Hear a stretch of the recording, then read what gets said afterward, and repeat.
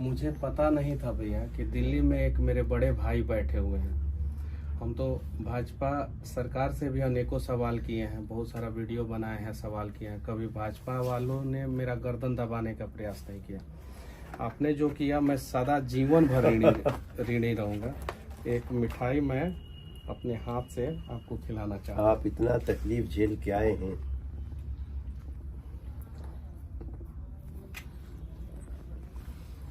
हम आपके संघर्ष को सैल्यूट करते हैं और आपकी निष्ठा को, बिहार के प्रति आपके भाव को, और हम हमेशा आपके साथ हैं। देखिए, बीजेपी कभी भी मीडिया की स्वतंत्रता, निष्पक्षता को चैलेंज नहीं करती।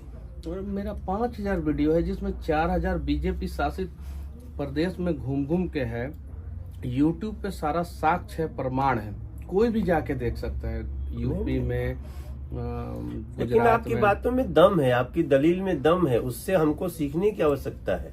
अगर कोई आदमी, हमारे प्रधानमंत्री जी क्या कहते हैं, आप आवाज उठाइए, हम उसको उसके तथ्यों के अनुसार हम उसको एक्सेप्ट करने को तैयार हैं, सोल्व करने को तैयार हैं। तो हम तो, लेकिन जिन लोगों ने, जिनको गलत ही करना है, उनको आपकी बात बुरी लगी, कोई फर्क नहीं पड़ता। मैं आपको जो है अपने घर पे बुलाना चाहता हूँ। मैं आ रहा हूँ, मैं आऊंगा। घर दिखाना चाहता हूँ जिस घर का, मेरा घर का कुर्की हुआ। अच्छा, जो कुर्की हुआ था, कुर्की हुआ 9 महीना बाद जो है एनएस से मेरे ऊपर से हटा दिया गया। मेरा तो 9 महीना बर्बाद हो गया। कोर्ट ने कह दिया कि नहीं, एनएस से इनके ऊपर जो है गलत तरीके से लगाया गया। अगर एनएस से नहीं लगा होता तो मेरा 9 महीना बचता।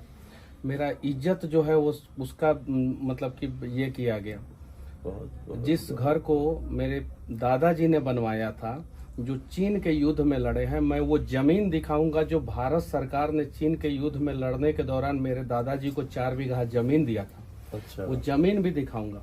मेरे घर से वो जमीन 3 किलोमीटर की दूरी पे है और वो पूरा, मेरा पूरा क्षेत्र जानता है कि रामसागर तिवारी को जो है ये जमीन जो है भारत सरकार 4 बीघा चीन के युद्ध में लड़ने के दौरान दिया था। पूरा क्षेत्र जानता है। दादाजी का नाम था? हाँ, रामसागर तिवारी मेरे दादाजी का नाम अच्छा। था। और उनके द्वारा बनाया हुआ घर का कुर्की हुआ। अगर मैं बनाया होता या मेरे पिताजी बनाए होते, उस घर का कुर्की होता। उसकी भी कुर्की हुई? उनके द्वारा बनाया हुआ घर का कुर्की हुआ। कुर्की में जो है मेरा चापाकल उखाड़ा गया, परेशान किया गया। अपराधी का कुर्की होता नहीं है, एक पत्रकार के घर का कुर्की इन लोगों ने कराया।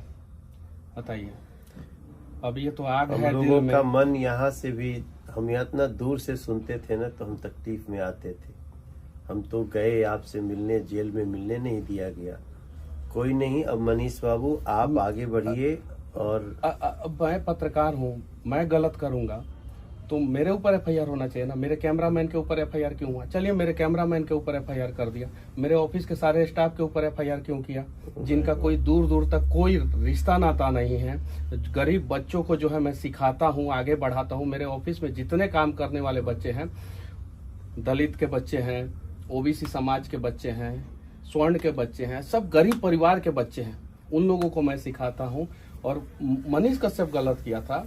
अगर मान लीजिए कि किसी भी चैनल का कोई रिपोर्टर से किसी कारणवश गलती हो जाता, अगर मैं अपनी गलती को मानता भी हूँ सरकार के नजर के हिसाब से, तो क्या सारा कंपनी के स्टाफ के ऊपर एफआईआर कर दिया जाएगा? मेरे सारे स्टाफ के ऊपर एफआईआर किया गया और मेरे खिलाफ सबूत भी प्रशासन सरकार के दबाव में पेश करने का प्रयास करेगा, लेकिन कुछ नहीं इन लोगों को मिलेगा। मैं 4 जनवरी को आपके गांव आता हूँ।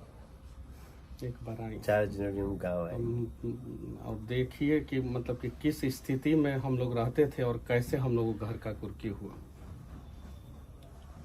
ठीक है, कोई बात नहीं। अब ऐसी दमनकारी जो सोच है जिनकी, उसको कुचलना आवश्यक है। आगे जो है, आप जैसे लोगों को कोई इस तरह से फंसा करके, जो भी हो, आपको किसी जिन जिन जगहों पे आपने संस्मरण बताई है, और उसको जिन्होंने जो किया है उसको सजा मिलनी चाहिए। ये लोकतंत्र है भैया। दमन करने वालों को सजा नहीं मिलेगी तो हम जवाब क्या देंगे किसी को? 15 केस में बेल लिया मैं। 15 केस में? 15 केस में 11 केस जो है एक बार में किया गया मेरे ऊपर, 6 तमिलनाडु में, 4 बिहार में और 1 NSA, 11 केस एक बार में, एक वीडियो की वजह से। और वो वीडियो मैंने नहीं बनाया था, जिस आदमी ने बनाया था उससे दूर दूर तक मेरा कोई संबंध नहीं, ना कॉल डिटेल्स, ना कुछ मैच नहीं किया। किसी आदमी ने बनाया, उसके वजह से मेरे ऊपर।